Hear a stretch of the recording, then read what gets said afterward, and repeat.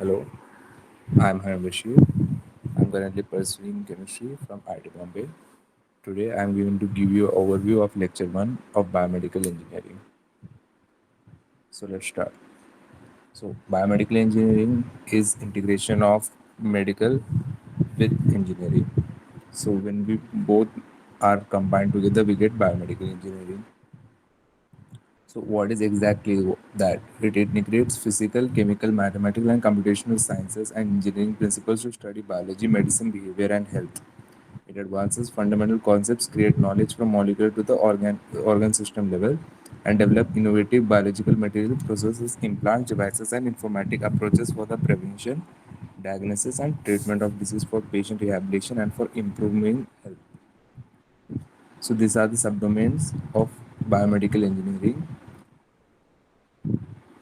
So now we will see how does cell communicate with its neighboring cells.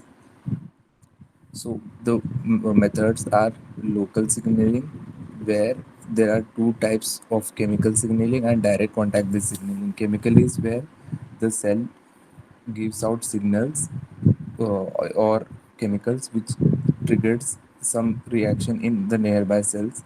The two types are autocrine signaling, where it itself gets affected as well as the other cells, but in paracrine signaling it doesn't get itself affected.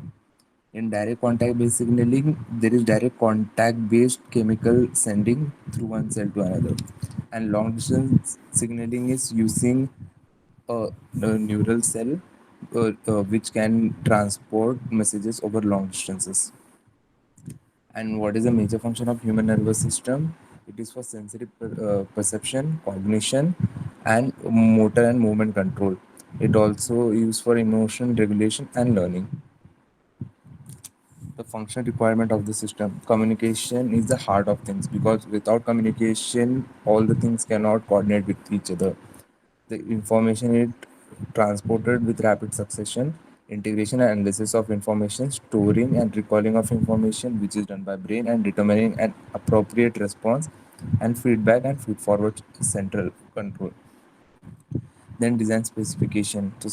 It has been designed such that the signal is sent very quickly over one place to another. Then it divides function into subsystems, some modalities, and connectivity among select regions. Then how is our human body divided? So first, chemicals like H plus, A plus, and so on other molecules come together to form cells, which are the basic living unit of body, like neuron and pneumocyte. These all come together again to form tissues.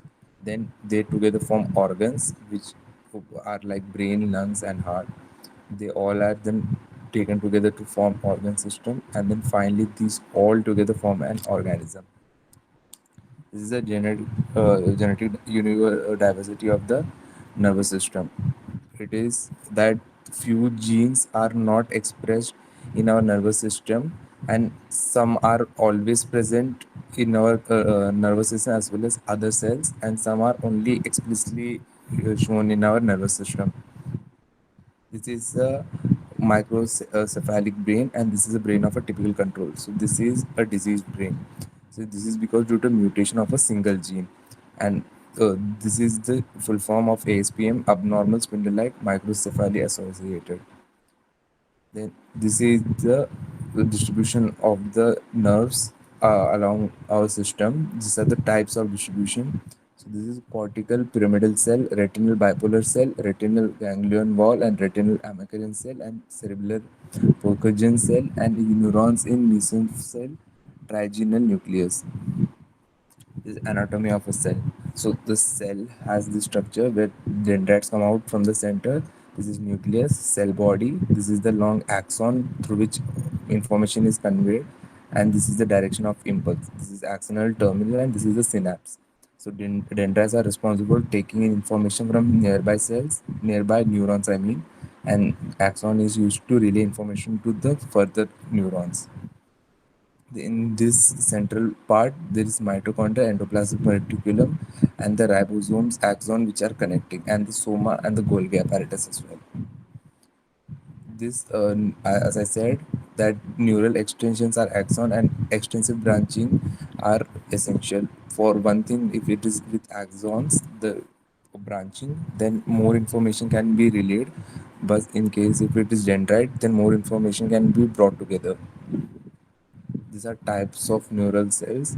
This is one which is has only one cell body and one axon only, no dendrite. So it is called unipolar. This is bipolar, which has one dendrite, one axon. This is pseudo unipolar, which has one axon, which is splitting into two, but one can act as axon, one acts as dendrite. This is multipolar, where one is dendrite. Sorry, I mean there are many dendrites. There is one axon, and this is the typical cell neuron which you have seen till now. The neuron cells have two parts. One is normal neuron, which is the excitable cells of the nervous system. Then this is the glial cells or neuroglia, which surrounds the cell and provides protection and growth to it. Glial cells are also derived from the name glue. However, they do not actually bind nerves. They are non-excitable cells. There are as many neuron in number. Three main types are astrocytes, oligodendrocytes, and microglia. So major functions are maintaining the neurons and modulation of synaptic and aiding during injury. These are the uses of the glial cell. So this was all for lecture one. Thank you.